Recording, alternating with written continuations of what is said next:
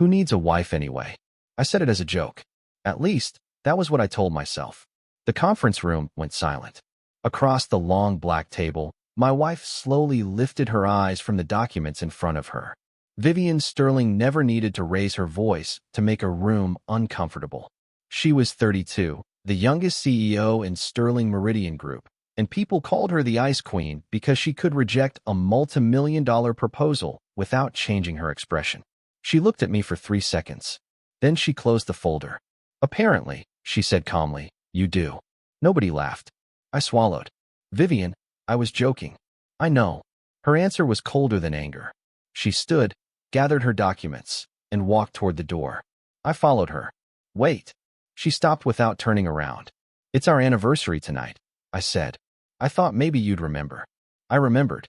That made me smile. For one stupid second, I thought she had something planned. Then she continued. I have a board meeting at 8. My smile disappeared. Tonight. Yes. It's our 3rd anniversary. I know. I stared at the back of her perfectly tailored black suit. Then why did you ask me to come here? Because the person responsible for the Northbridge expansion suddenly resigned. And that's my problem? She finally turned. No, it's mine. Then she walked away. I stood there alone. 3 years. 3 years of marriage. And somehow I had become an appointment that could be moved whenever something more important appeared. I should have been angry. Instead, I remembered our wedding day. It had rained that morning. Vivian hated rain because she said it ruined schedules, hair, photographs, everything. But when I slipped on the wet marble outside the courthouse, she had grabbed my wrist before I fell. You're hopeless, she'd whispered. I laughed. You married me anyway. She had looked away. I haven't decided if that was a mistake. I knew she was teasing.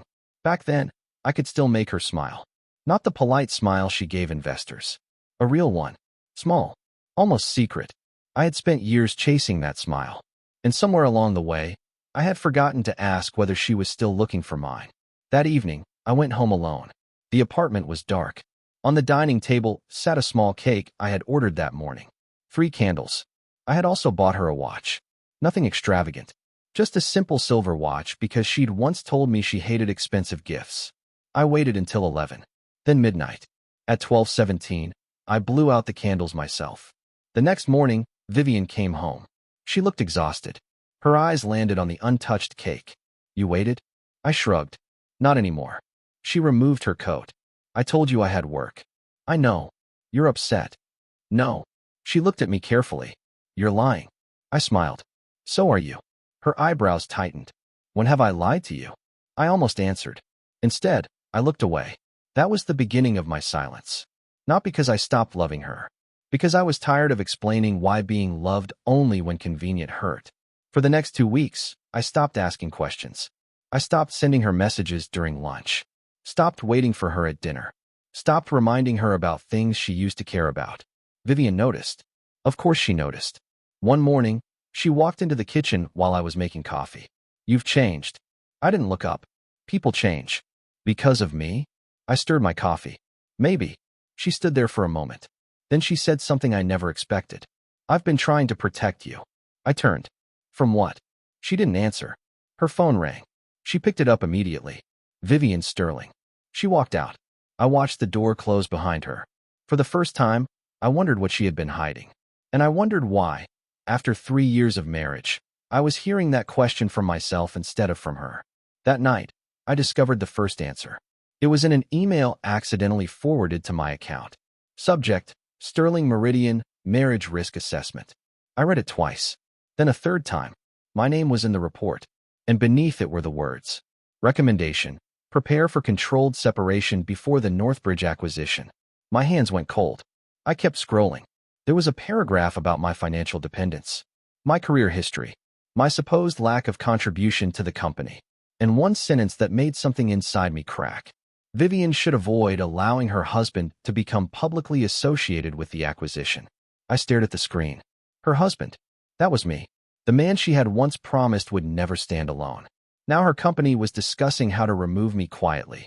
I heard the front door open. Vivian had come home. I closed the laptop. For some reason, I didn't confront her. Not yet. I simply sat there and listened as she walked into the apartment. Ethan, I'm here. She appeared in the doorway. For a moment, our eyes met. She smiled faintly. Good. I smiled back. Yeah. Neither of us knew that from that night onward, I would stop fighting to be chosen. The next morning, Vivian asked me to attend a charity gala with her. It surprised me. She rarely invited me anywhere these days. You'll come? She asked while fastening her watch. I looked at her reflection in the mirror. Sure. She frowned. That's it. What else should I say? You used to complain when I took you to corporate events. I've learned not to complain. Something flickered across her face. Guilt. Or irritation. I couldn't tell anymore. The gala was held in a hotel ballroom filled with executives, journalists, investors, and politicians. Vivian belonged there. I didn't. At least, that's what everyone seemed to think. She moved through the room effortlessly, shaking hands and discussing numbers. I stood beside her quietly. Then a man named Marcus Vale approached. He was Sterling Meridian's chief strategy officer. I had met him several times. He smiled at Vivian. Your timing is perfect. The Northbridge documents are almost ready. Vivian's expression hardened. Not here. Marcus glanced at me. Oh, just one word. But his eyes said everything. He didn't want me listening. I smiled politely. Don't mind me. Vivian touched my arm. Ethan, could you get some air? I looked at her. Why? Because I need to discuss something privately. With my wife. Marcus laughed awkwardly. Vivian didn't. I stepped away. Not because she asked. Because I suddenly understood. There were conversations happening around me that I was never meant to hear. I walked onto the balcony. The city lights stretched beneath me. A few minutes later, I heard voices through the partially opened door. Marcus. And Vivian. The shareholders are getting nervous, Marcus said. I know. If the acquisition goes through, the husband issue has to be handled first. Silence. Then Vivian spoke. He won't cause trouble. You're sure? Yes. And the separation agreement? My chest tightened. Vivian didn't answer immediately. When she finally did, her voice was quiet. Give me until the acquisition closes. I closed my eyes. So that was the plan. Not separation someday. Not an uncertain possibility. A scheduled exit. I should have walked inside and demanded the truth. Instead, I remembered another night from 2 years earlier. I had been sick with a fever. Vivian had stayed beside my bed until morning, even though she had an investor meeting at 6.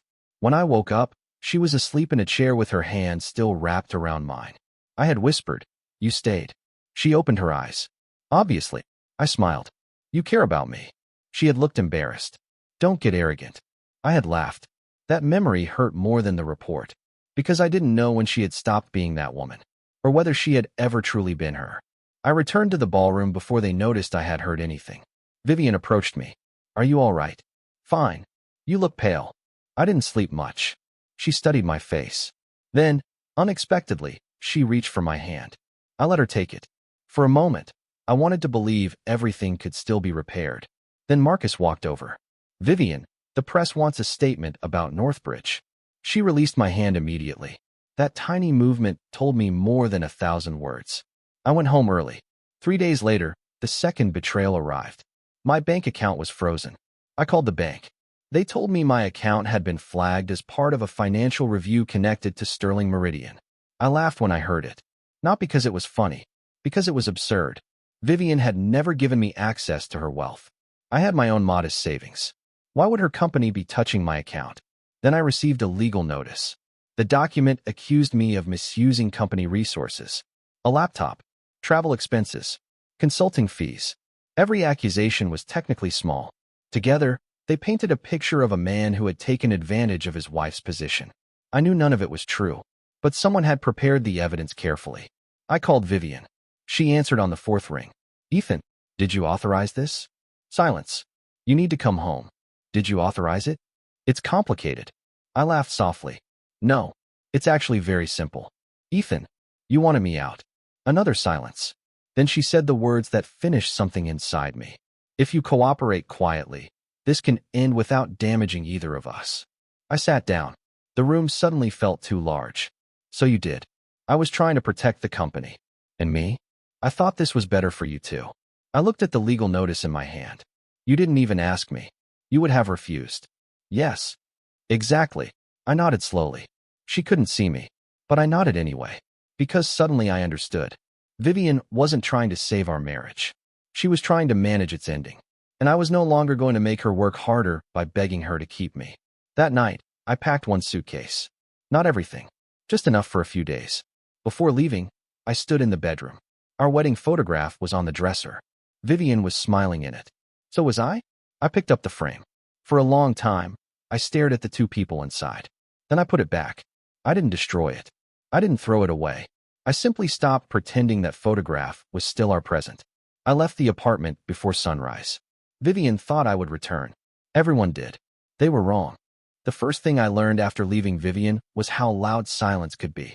I rented a tiny room above a bakery on the other side of the city. The walls were thin. The shower took 3 minutes to become warm. Every morning at 5, the baker downstairs started kneading dough, and the entire room smelled like butter and yeast. It was nothing like the apartment Vivian and I had shared. And somehow, I slept better there. For the first week, I expected my phone to ring. It did. Not from Vivian. From her assistant. From her lawyer. From people asking when I intended to return. One message simply said, "Mrs. Sterling expects you to come home and discuss the separation." I stared at it, then deleted it. I wasn't ready to forgive her. But more importantly, I wasn't ready to become angry enough to hate her. So I did something harder. I went to work.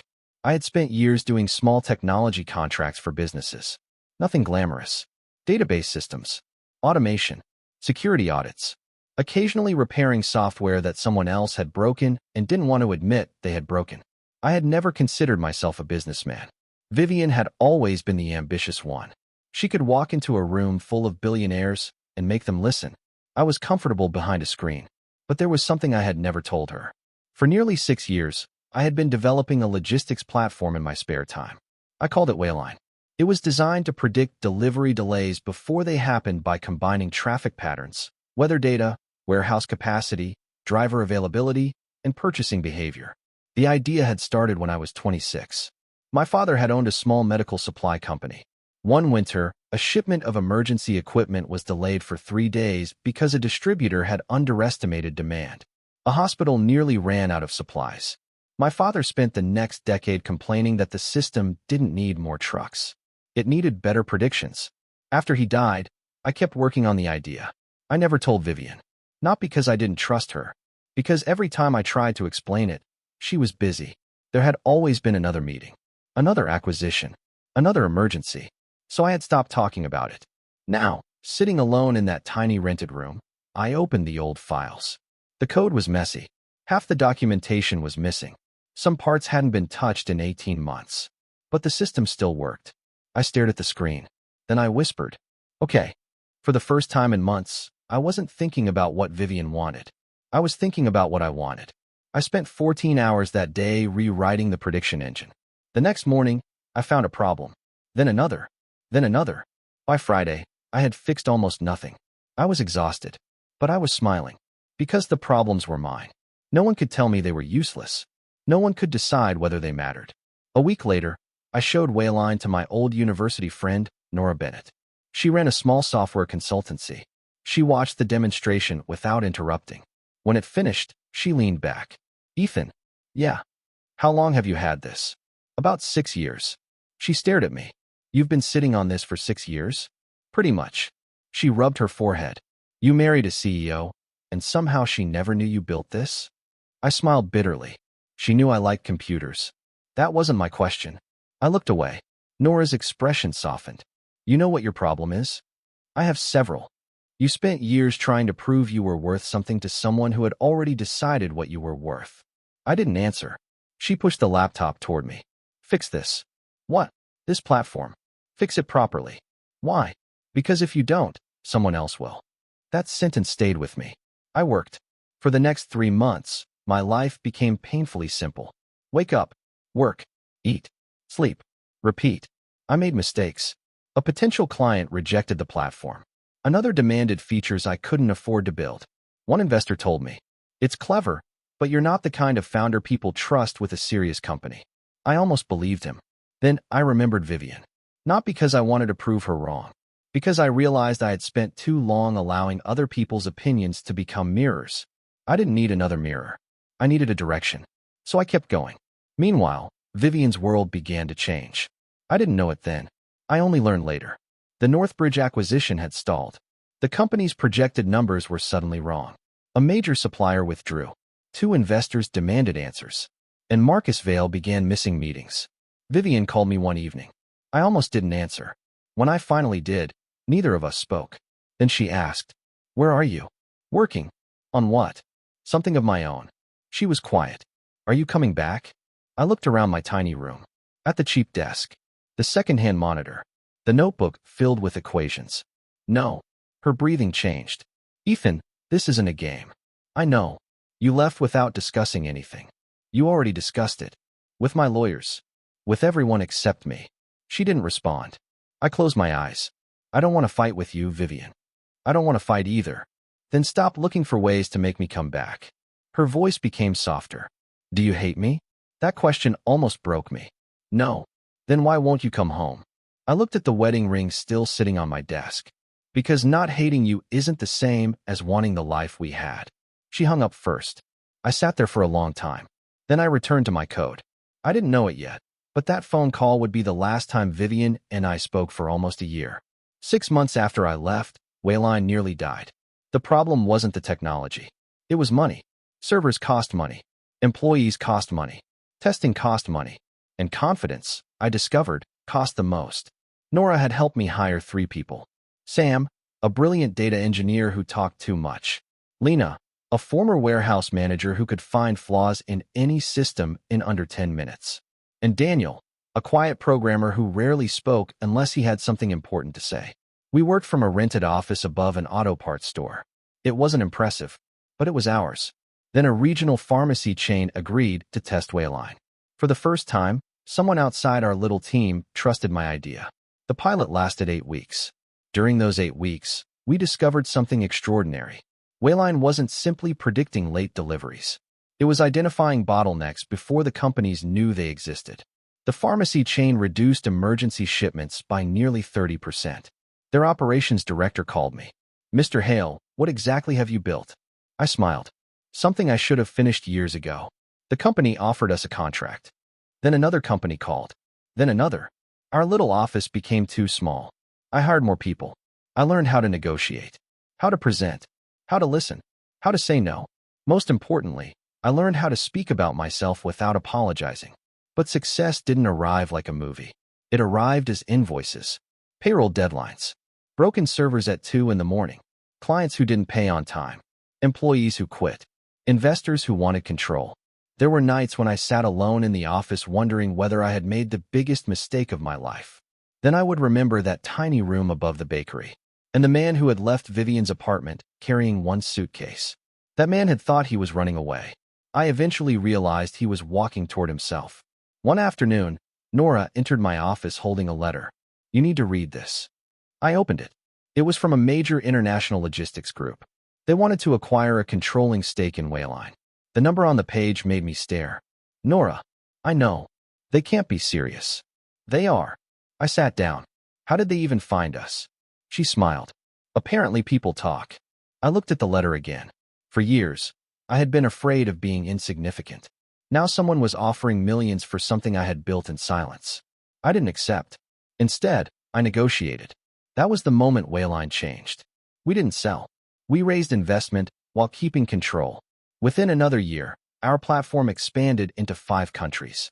Business magazines began writing about us. One headline called me, "The quiet founder who built a smarter supply chain." I laughed when I saw it. Quiet founder. That part was accurate. But then I saw the photograph they had used. I barely recognized myself. My hair was longer. I wore a simple dark jacket. I looked tired, but I also looked certain. For the first time in my life, I wasn't standing beside someone else's success. I was standing inside my own. And then Vivian saw the article. I learned that from Marcus. He called me unexpectedly. "Ethan." I hadn't heard his voice in almost 2 years. "What do you want?" I wanted to apologize. I said nothing. He continued. "I didn't realize how much you knew about technology." I never hid it. "No, you didn't." There was an uncomfortable pause. Vivian saw the article. My chest tightened despite myself. "How is she?" Marcus exhaled. "Not well." I didn't respond. She thought Wayline was a small consulting project. It was. And now? Now it's a company. He laughed weakly. "Apparently." I leaned back. What happened to Northbridge? Failed. I closed my eyes. Why? Because the numbers were built around assumptions that weren't true. I knew what he meant. Wayline could have identified those problems months before. Maybe years before. Marcus lowered his voice. There was another issue. What? Someone altered financial projections before the acquisition vote. My expression changed. Who? We don't know yet. He hesitated. But there were files linking the changes to my department. Suddenly, the old legal documents came back to me. The accusations against me. The financial review. The separation agreement. I asked, was I supposed to take the blame? Silence. That was answer enough. I ended the call. That night, I opened an old box. Inside was the wedding photograph. I had taken it with me when I moved.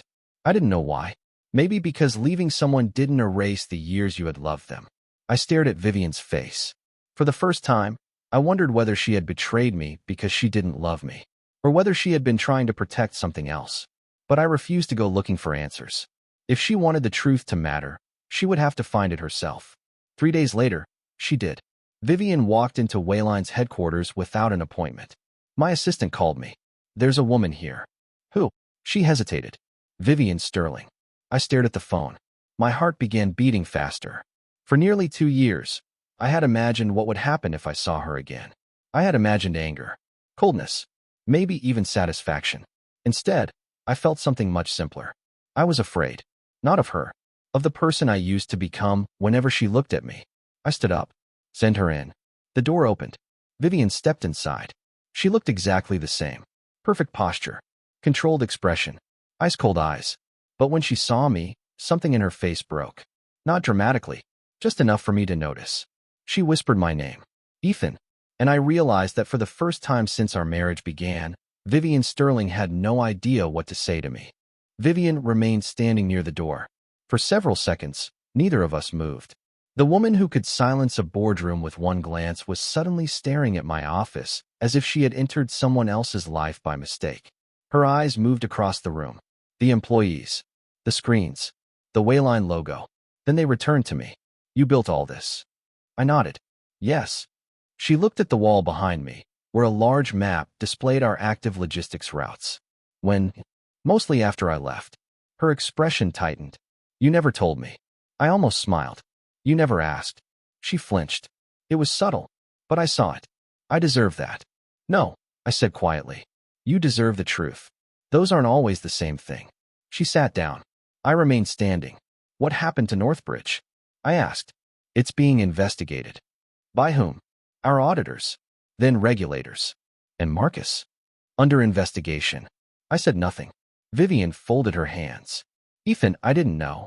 About the altered projections? About any of it. I looked at her. You knew enough to remove me. Her jaw tightened. I made decisions based on information I believed was reliable. You believed I was a liability. I believed the company was vulnerable. And I was part of that vulnerability. She didn't answer. I walked toward the window. Do you remember our first apartment? She looked surprised. Yes. It had a broken heater. You complained every night. I did not. You wore 3 sweaters. Because it was freezing. You told me you could fix it. I did. You made it worse. I laughed despite myself. She almost smiled. For 1 second, we were back there. Young. Broke. Happy. Then the memory disappeared. Vivian looked down. I remember everything. Then why did it become so easy to abandon? Her eyes lifted. It wasn't easy. That's what you want me to believe. No. Her voice cracked slightly. I want you to understand that I thought I was protecting you. From what? She hesitated. From my family. I stared at her. She continued. My father never accepted our marriage. He thought you were using me. I laughed bitterly. I didn't know that. I never told you because I thought I could handle it. And the separation? My father threatened to block the Northbridge financing unless I separated our personal life from the company. I frowned. That makes no sense. It does when you understand how much control he had. I remembered the report. Your father ordered the risk assessment? No. She looked directly at me. Marcus did. The room went still. Why? Because Marcus wanted Northbridge. And removing me helped him? Yes. How? After our separation, he planned to position himself as the company's most stable executive. He had investors lined up. I stared at her. Then the pieces began connecting. The financial accusations. The altered projections. The pressure to separate. Marcus's department. He hadn't simply wanted me gone. He had wanted Vivian isolated. And I had been the easiest person to remove. Vivian whispered. I thought I was sacrificing our marriage to save my company. I looked at her. You sacrificed me without giving me a choice. I know. No, you don't. She stood. I do now. I turned away. Why did you come here? She didn't answer immediately. Then she said, because I realized something. What? You weren't the problem. I closed my eyes. There it was. The sentence I had once desperately wanted. And now it meant almost nothing. I turned back. That's nice. She looked wounded. Ethan, I spent years trying to prove that. I know. You don't get to discover my value after everyone else does. She lowered her eyes. I know. Silence settled between us. Then she placed a folder on my desk. I brought everything. I didn't touch it. What is it? Evidence. Of Marcus's actions. I stared at the folder. Why give it to me? Because some of the evidence proves what happened to you. I finally opened it. Inside were emails, internal approvals, financial transfers, messages between Marcus and several executives, and one document that made my blood run cold. A draft accusation prepared against me 6 months before I ever knew about Northbridge. My name was already typed into the document. The story had been planned. I looked at Vivian. You knew about this? No. Then who did? I don't know. She swallowed. But I'm going to find out. I closed the folder. Good. She waited. I didn't invite her to stay. Finally, she asked, do you still wear your ring? I looked at my hand. The ring was gone. I stopped wearing it a long time ago. Her face fell. I see. She walked to the door. Before leaving, she turned. I never stopped loving you. I wanted that sentence to hurt. Instead, it only made me tired. Love isn't the same as choosing someone, I said. She nodded. I know. Then she left. I thought that would be the end. It wasn't. Because 2 weeks later, Wayline received a lawsuit. And the plaintiff was Sterling Meridian Group. The lawsuit accused Wayline of using proprietary logistics models allegedly developed during my marriage to Vivian. It was almost laughable. Almost. Because the documents included technical material I had never shown Sterling Meridian. Someone had stolen parts of my old research. The same research I had created years before Wayline existed as a company. Nora slammed the papers onto my desk. This is war. No. I looked at the lawsuit. This is panic. She frowned. What difference does that make? War means they know what they're doing. I picked up the first page. Panic means they're afraid. We fought the case properly. No dirty tricks. No leaked documents. No social media attacks. Our lawyers proved the original creation dates of my research. Old backups. University records. Cloud archives. Even handwritten notebooks. The case began falling apart. Then something unexpected happened. Vivian publicly withdrew Sterling Meridian's claim. Her own board was furious. I watched the press conference from my office. A reporter asked, why did you withdraw the lawsuit? Vivian stood behind a row of microphones. Because the claim was based on insufficient evidence. Was it a mistake? She paused. Yes. Was your husband involved in the alleged misconduct? Another pause. No. The reporter pressed harder. Do you believe Mr. Hale was unfairly treated? Vivian looked straight into the camera. Yes. I turned the screen off. Nora looked at me. You okay? I don't know. You still love her? I stared out the window. That question doesn't have a simple answer. Maybe it does. How? You can love someone and still refuse to live with them. I smiled faintly. You've been reading too many novels. Probably. That evening, Vivian came to my office again. This time, she looked exhausted. She didn't sit. I resigned as chair of the Northbridge Committee. I nodded. Good. My father is taking over the company. That sounds complicated. It is. She hesitated. Ethan, I need to tell you something. I waited. The night you left, I thought you would come back. I looked at her. I know. I expected you to be angry for a few days. She smiled sadly. Then I thought you'd call. I almost did. Why didn't you? Because every time I imagined calling, I remembered you saying cooperation would make the separation easier. Her eyes filled with tears. I was wrong. Yes. She wiped one tear away. You were always so patient with me. Too patient. Yes. She looked around my office. You really built this without me. I did. Are you happy? I thought about it. I am. That answer hurt her more than anything else could have. She nodded slowly. I'm glad. Then she left. I didn't follow her.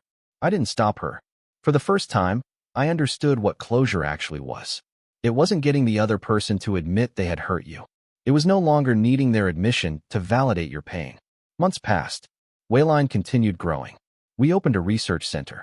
I started speaking at universities. I funded scholarships for students studying supply chain technology. It wasn't revenge. It was simply something my father would have understood. One evening, I visited a university auditorium after giving a lecture. A woman was waiting near the exit. Her name was Clara Morgan. She had been one of the professors reviewing our research partnership. She smiled.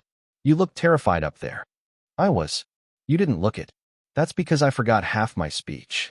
She laughed. You're surprisingly honest for a CEO. I wasn't always. She studied me. What changed?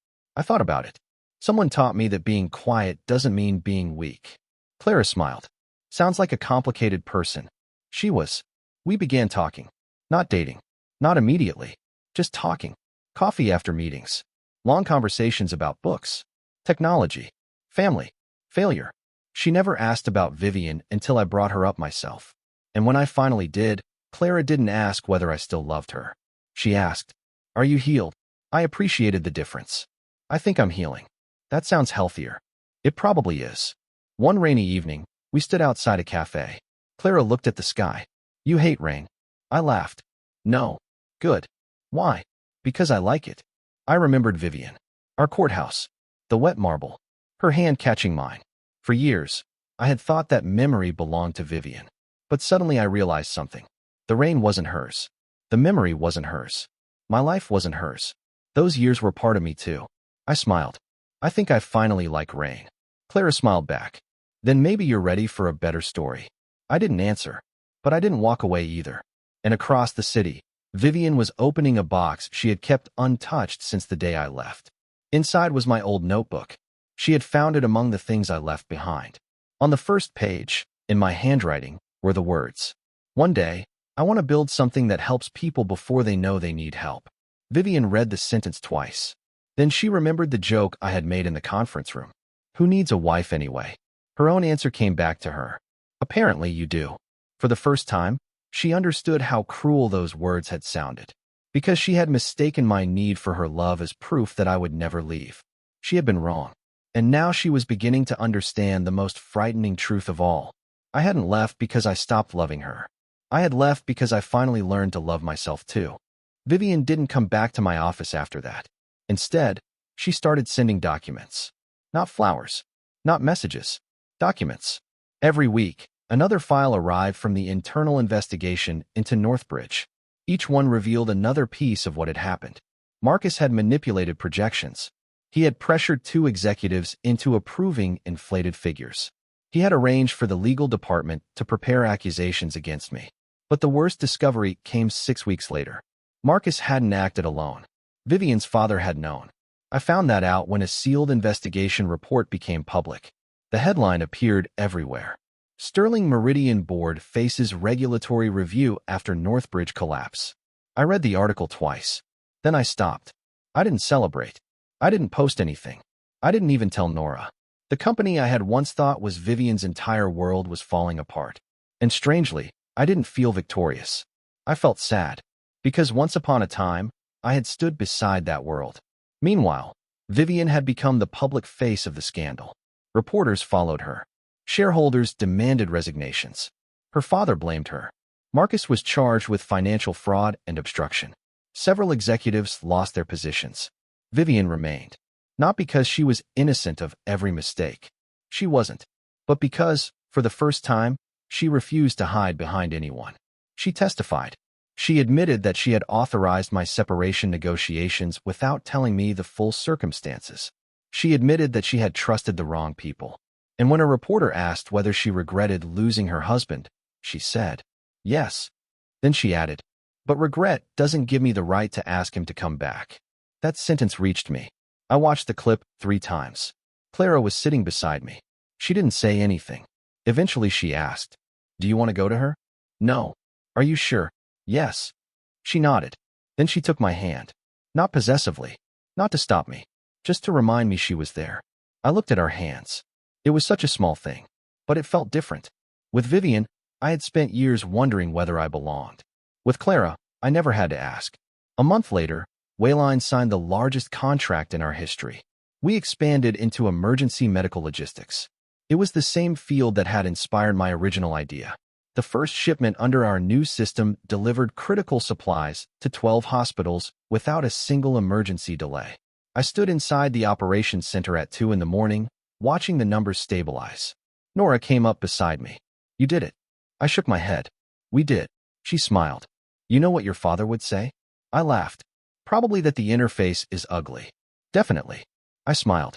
For years, I had thought success meant becoming someone Vivian would regret losing. Now I realized how small that dream was. I didn't want her regret. I wanted my work to matter. I wanted people to go home safely because something I built worked. That became my purpose. Not revenge. Not proving anything. Purpose. Then, unexpectedly, Vivian called. I almost didn't answer. When I did, she said, "Can I see you?" I looked at Clara. She quietly left the room. "Why?" "Not to ask you to come back."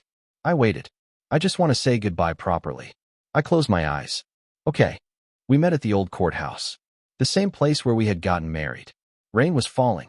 Vivian stood beneath the awning. For a moment, neither of us spoke. She looked older. Not physically. Emotionally.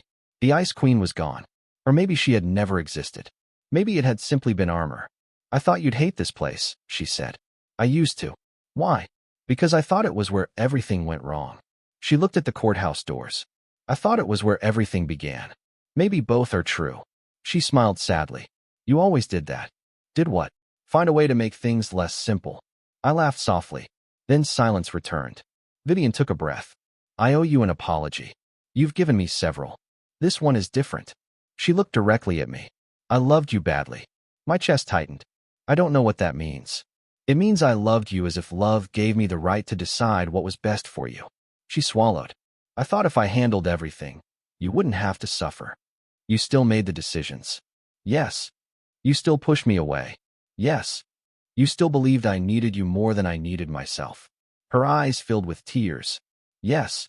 I looked at the ring. "That was the worst part." "I know." "No, Vivian. You don't." She waited. I finally said, "You didn't just leave me. You convinced me that I was difficult to love." She closed her eyes. That was the first time I saw her cry. Not dramatically. She simply stood there while tears ran down her face. "I am sorry." I believed her. And that was enough.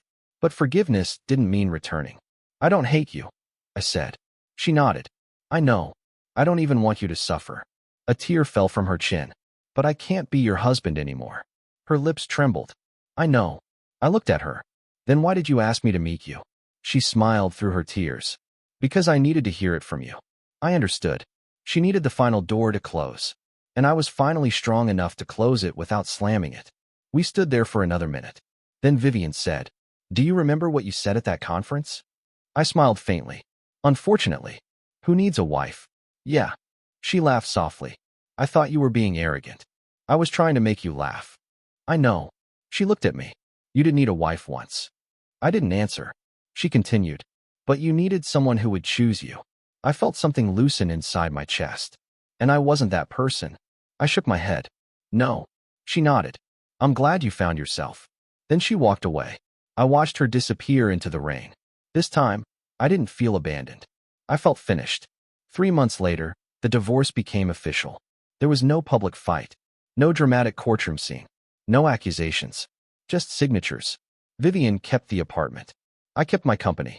We divided what little personal property mattered. The wedding photograph went to me. She didn't ask for it. I didn't explain why I wanted it. Some memories didn't need to be erased just because they had ended. The same week, Clara and I became official. It happened quietly. No announcement. No grand confession.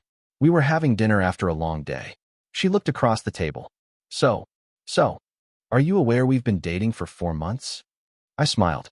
"I thought we were conducting an extended research project." She laughed. "Very romantic." "I try." She reached across the table. "Ethan." "Yeah." "Do you ever think about her?" I knew exactly who she meant. "Yes." Clara nodded. "Thank you for being honest. I don't want to lie to you." "I know." She squeezed my hand. "Thinking about someone doesn't mean you want them back." I smiled. That sounds suspiciously wise. I charge by the hour. I laughed. It felt good. Simple. Safe. But life had one more surprise waiting. A week later, Vivian appeared at Wayline's headquarters. Not for me. For our scholarship program. She had created a foundation using part of her personal investment portfolio. The foundation would fund women and men from low-income families who wanted to study technology. Nora told me about it. She's trying to do something good. I know. Do you want to meet her? I thought about it. No. Nora nodded. Fair. But later that evening, I changed my mind. Not because I wanted anything. Because I realized I didn't need to avoid Vivian anymore. So I called her. Congratulations on the foundation. She went silent. You heard? Yes. Thank you. I think it's a good idea. It is. Another pause. I wanted to ask you something. What? Would you consider partnering with Wayline? I smiled. You're asking professionally? Completely. Then send a proposal. I will. And that was how we began working together again. Not as husband and wife. Not as two people trying to recover what had been lost. As two adults who had finally learned where the boundaries belonged. The partnership worked. Surprisingly well. Vivian had become less rigid. I had become more decisive. Neither of us tried to control the other. When we disagreed, we argued about numbers. Not old wounds. When we succeeded, we celebrated the team. Not ourselves. One afternoon, Vivian came to my office with a stack of reports. She placed them down. Your expansion numbers are wrong. I looked at her. You've been here 30 seconds. I don't need longer.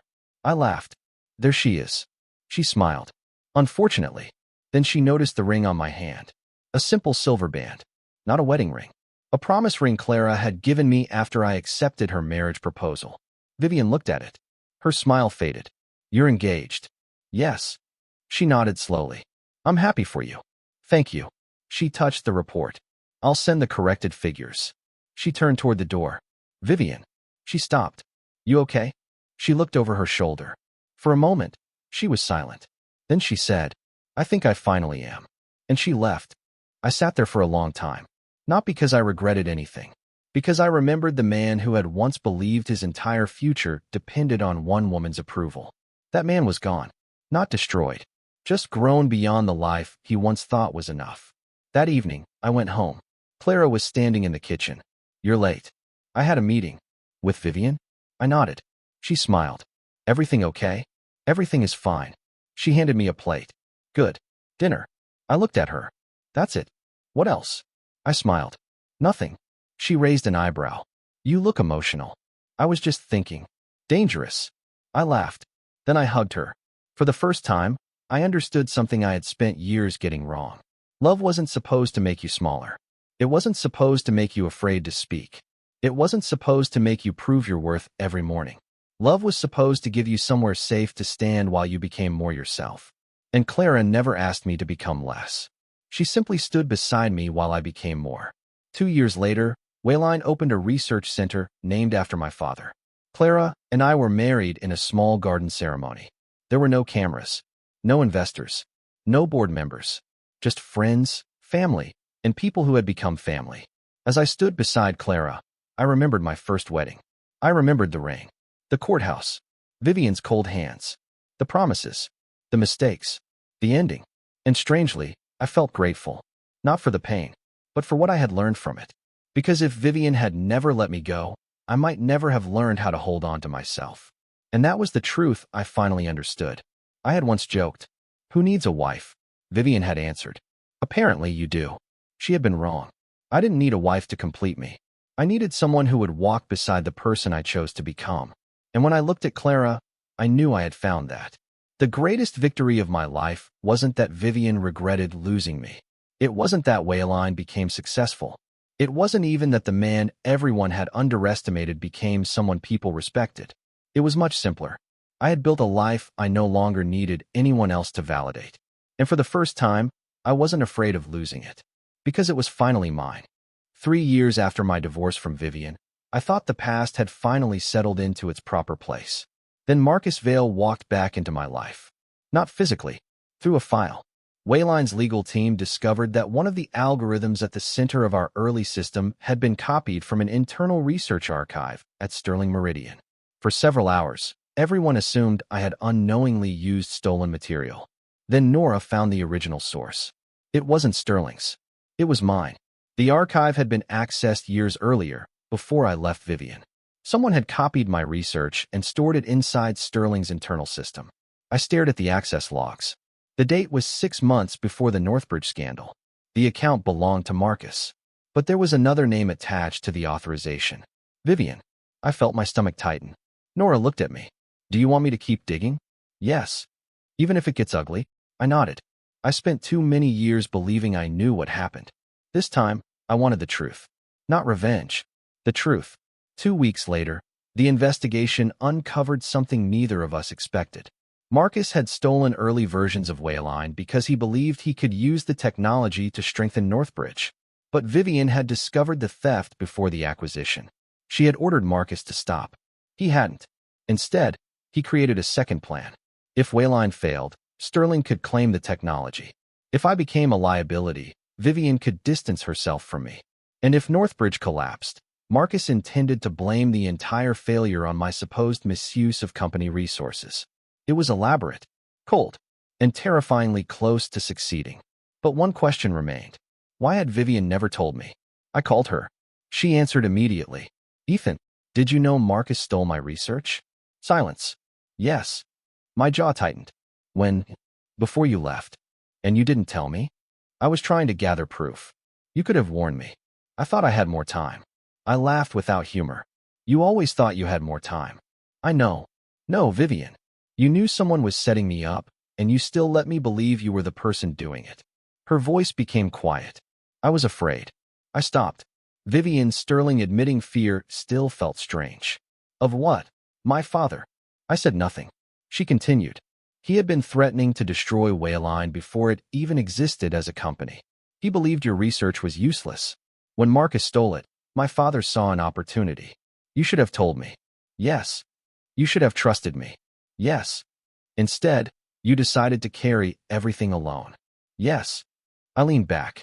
It was the same pattern. She had changed, but the instinct remained. Control first. Trust second. I closed my eyes. Did you ever love me? The question came out before I could stop it. She took a long time to answer. Yes. I believed her. That was the painful part. But I didn't know how to love you without trying to control the outcome, she whispered. I looked at the window. That wasn't love I could live with. I know. The call ended quietly. That evening, Clara found me sitting alone in the garden. She didn't ask what happened. She simply sat beside me. After a while, I told her everything. When I finished, she said, Do you want to forgive her? I already have. Then what are you struggling with? I thought about it. I'm struggling with the fact that forgiveness doesn't change what happened. Clara nodded. It isn't supposed to. I looked at her. What does it change? Who carries it? Her answer stayed with me. The following week, I met Vivian one last time. Not at the courthouse. Not at a restaurant. At the old office building where Sterling Meridian had once prepared the documents to remove me from my own life. We stood in an empty conference room. Vivian placed a folder on the table. Everything is here. I opened it. Original emails. Financial records. Internal communications. Enough evidence to prove exactly what Marcus had done. You're giving this to me? Yes. Why? Because you deserve to own the truth. I closed the folder. And what happens to Sterling? She looked at the empty chairs. I've stepped away from the company. I looked at her. You resigned? I did. Why? She smiled faintly. Because I finally realized that being powerful isn't the same as being in control. That was the most honest thing I'd ever heard her say. She took a breath. I wanted to save everything. I know, but I nearly lost the person I loved. You did lose me. She nodded. Yes. Neither of us looked away. Then she said, I hope Clara gives you what I couldn't. I smiled. She does. Vivian smiled too. And for once, there was no sadness in it. Only acceptance.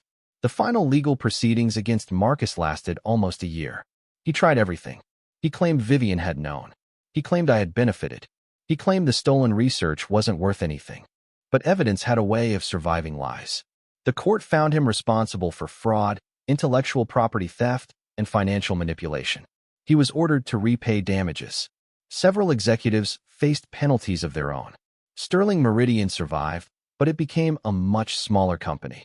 Vivian's father stepped away from public leadership after the investigation. The empire remained. The illusion didn't. I never attended the hearings. I had no desire to watch Marcus fall. By then, my life was somewhere else. Wayline had begun working with public hospitals and disaster response organizations. The project that started with my father's frustration had become exactly what I had once dreamed it could be. A system that helped people before they knew they needed help. One afternoon, a young engineer named Ravi came into my office. He looked nervous. "Mr. Hale?" "Yes. I've been working on the emergency prediction model." "Good. I think I found a problem." I smiled. "Show me." He opened his laptop.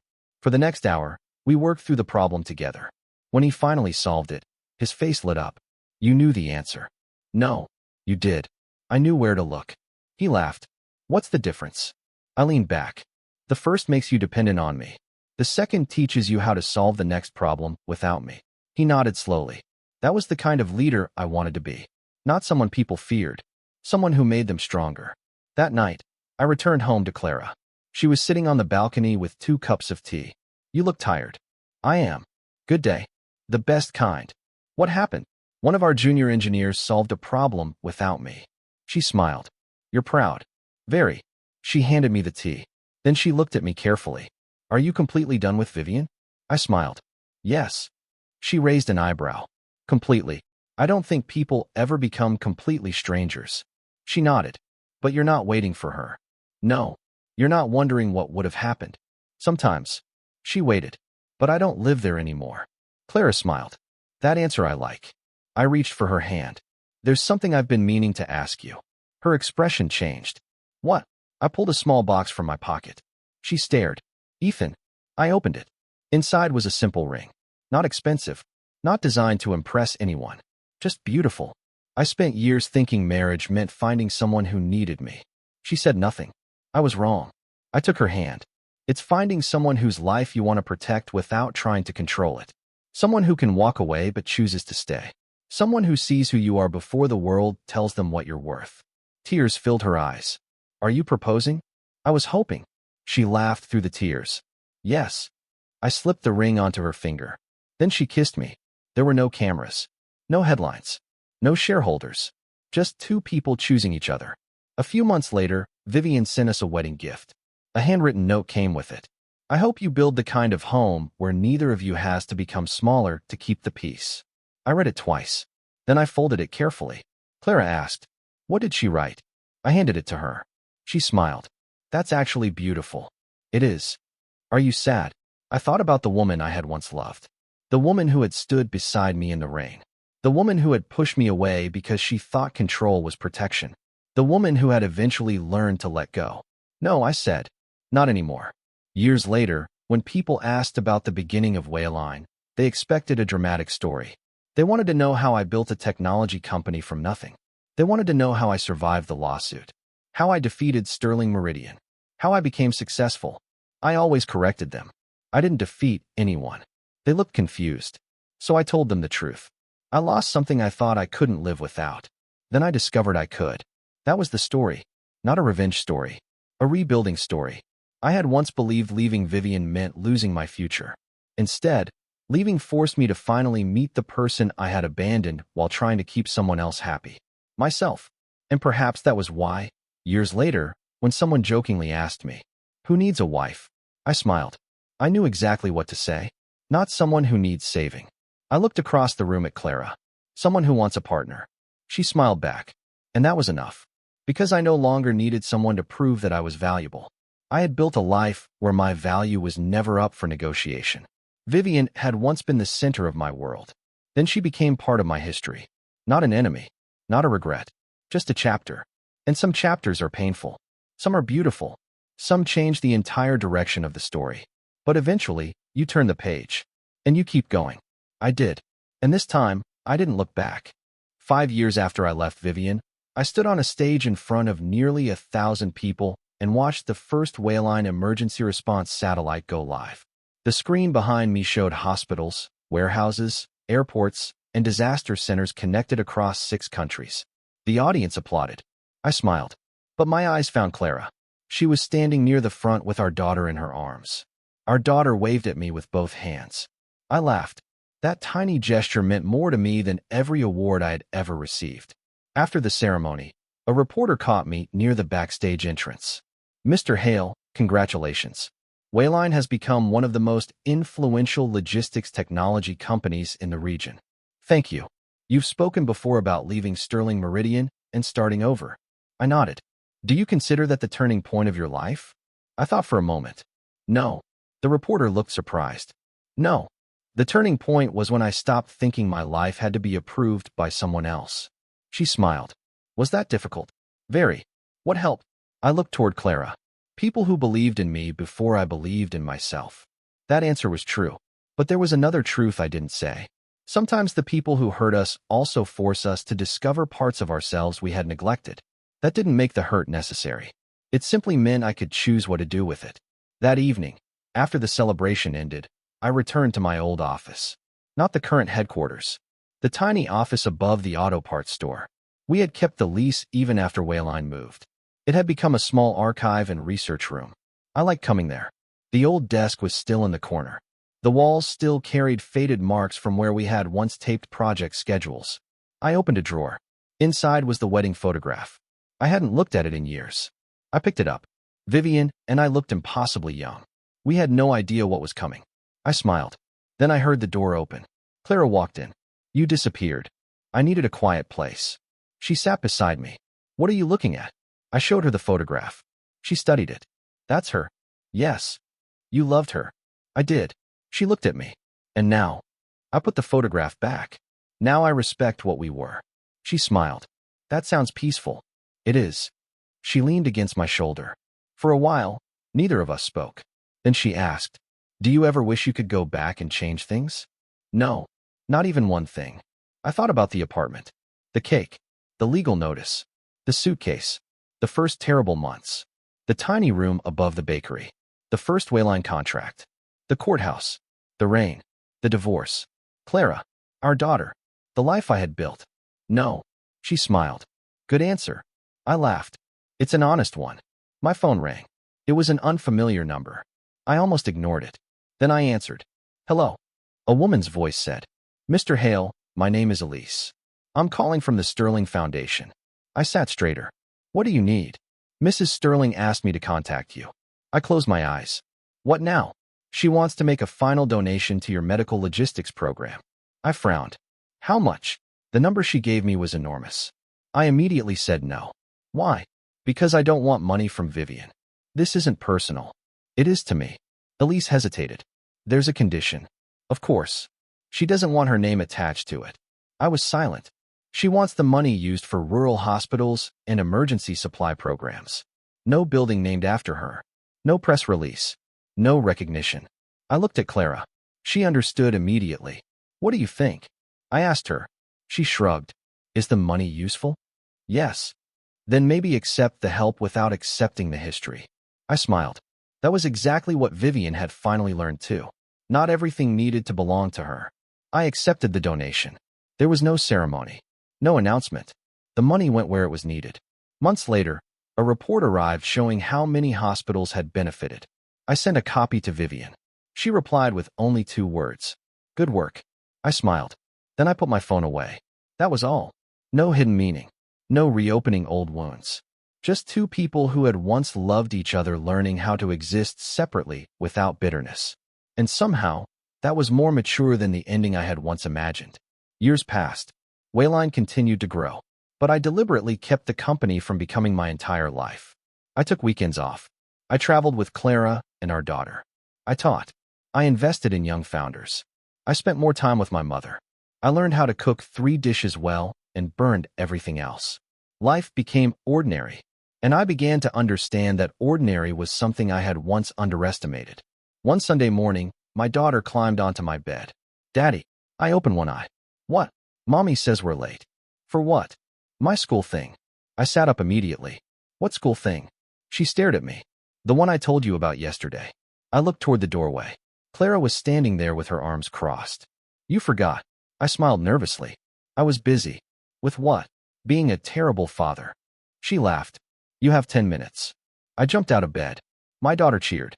As we rushed downstairs, I caught my reflection in the hallway mirror. For a second, I saw the man who had once stood alone in an empty apartment. wondering why his wife no longer wanted him.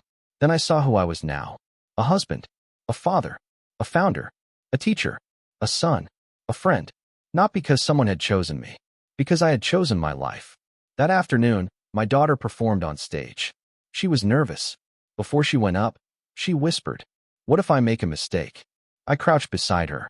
"Then make one." She blinked. "What? You don't have to be perfect. But everyone is watching." I smiled. "Let them watch." She nodded.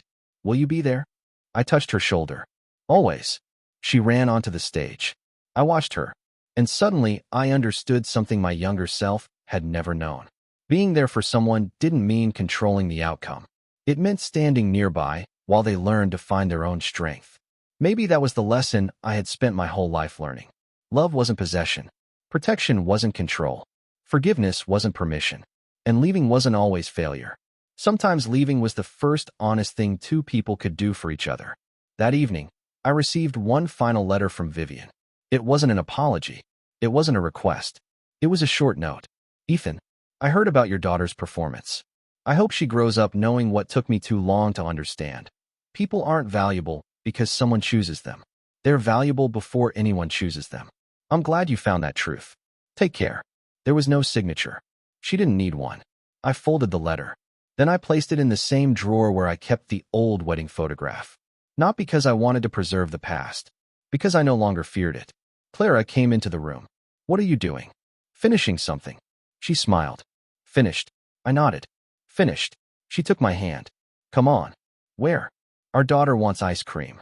I laughed. "That's serious." "Very." We walked outside together. The evening sky was turning gold. Our daughter ran ahead, shouting that we were too slow. I watched her. Then Clara looked at me. "You're smiling." "I know." "Why?" I thought about the joke I had made years ago. Who needs a wife? Back then, I had asked it because I wanted Vivian to reassure me. I wanted her to say she needed me. I wanted proof that I mattered. Now I understood the irony. The question had never been who needed a wife. The real question had been, who was I when nobody was choosing me? For a long time, I didn't know. Then I left. I struggled. I failed. I built. I loved again. I became a father. And eventually, I found the answer. I was still Ethan. Still worthy. Still capable. Still enough. Before we reached the ice cream shop, my daughter grabbed one of my hands and Clara grabbed the other. I looked at them. And for the first time, I didn't think about what I had lost. I thought about what I had been given. Not by fate. Not by revenge. By choices. My choices. Our choices. I had once believed the greatest victory would be watching Vivian regret losing me. It wasn't. The greatest victory was that when she finally regretted it, I no longer needed her regret. I didn't need her apology. I didn't need her approval. I didn't need her to come back. I didn't even need her to understand me. I had stopped making her the center of my life. And somewhere between the silence, the struggle, the success, and the love I found afterward, I had finally become the man I had been trying to be all along. A man who could stand alone. A man who could love without losing himself. A man who could walk away without hatred. And a man who could finally come home without wondering whether he belonged. That night, I tucked my daughter into bed. She yawned. "Daddy, are you happy?" I smiled. "Yes." "Really?" I kissed her forehead. "Really?" She closed her eyes. I stood in the doorway for a moment. Then I walked back to Clara. She was waiting for me. No boardroom. No cameras. No shareholders. No ice queen. No old marriage. Just home. I took her hand, and we turned off the lights together. Because sometimes the happiest ending isn't getting back what you lost. It's realizing you don't want it anymore.